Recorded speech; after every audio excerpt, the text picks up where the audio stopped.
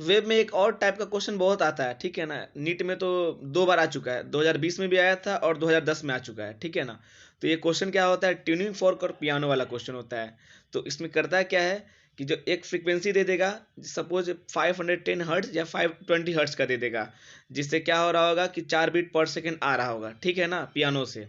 अब क्या करता है अगले केस में, वो क्या करता है कि वो उसका थीनिंग कर देगा या फिर टेंशन बढ़ा देगा। टेंशन बढ़ाने के बाद बोलता है कि फ्रीक्वेंसी घट गया, या टेंशन बढ़ाने के बाद फ्रीक्वेंसी बढ़ गया।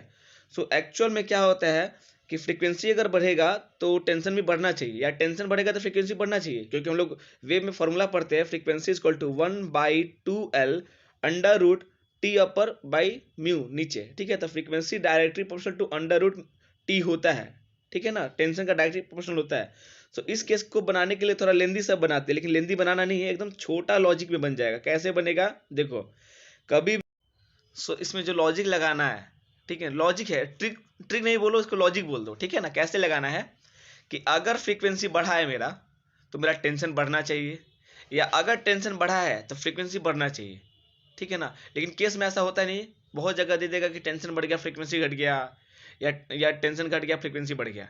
तो इस केस में सबसे पहला वाला वैल्यू, जैसे मैंने बताया ना कि 510 या 520 दे दिया, उसके साथ 2-4 बीट दे दिया कुछ भी, तो क्या करना कि अगर टेंशन बढ़ा है तो फ्रीक्वेंसी बढ़ना चाहिए, तो उस केस में क्या करना कि प्लस करना, ठीक है ना। ऊपर वाले वैल्यू को जो 510 या 520 दे रहा है, उसमें पहले वाले वैल्यू को 4 बीट या 8 बीट दे रहा है, उसको प्लस करना, ठीक है ना।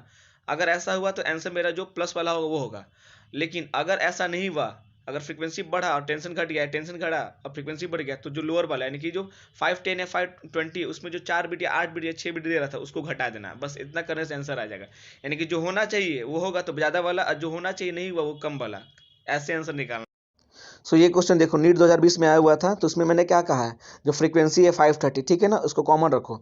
अब उसके बाद देखो जो पहला वैल्यू 6 हर्ट्ज दिया हुआ है, और सेकंड केस में क्या दिया रहा है कि टेंशन को स्लाइटली डिक्रीज किया और फ्रीक्वेंसी बढ़ गया।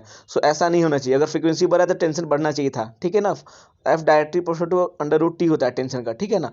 इस केस में क्या होगा, 530 प्लस माइनस 6 करना था, ठीक है ना। अब यहाँ पे क्या हुआ कि जो होना चाहिए तो वो तो नहीं हुआ, यानी कि कम वाला वैल्यू आंसर होगा, यानी कि 530 में से 6 घटा दो, 524 आंसर उसका हो जाएगा, ठीक है ना।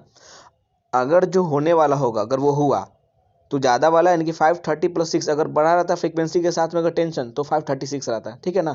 लेकिन यहाँ घट गया है, जो होना चाहिए था वो नहीं हुआ है, तो कम वाला वैल्यू यानी कि 524 इसका आंसर हुआ। और दूसरा केस में देखो, वहाँ 512 रखा हुआ है ना, 4 बीट दे रहा था, बाद में क्या हुआ कि फ्रीक्वेंसी 2 बीट से घट गया है, ठीक है ना। अब देखो क्या हुआ कि यहाँ टेंशन बढ़ा दिया और फ्रीक्वेंसी घटा दिया। अब इस केस में वही करना है, यहाँ पे जो होना चाहिए था वो नहीं हुआ, यानी फ्रीक्वेंसी बढ़ा तो टेंशन बढ़ना चाहिए था, फ्रीक्वेंसी घटा तो घटना चाहिए था टेंशन को, लेकिन ऐसा फिर भी यहाँ पे कुछ नहीं हुआ है।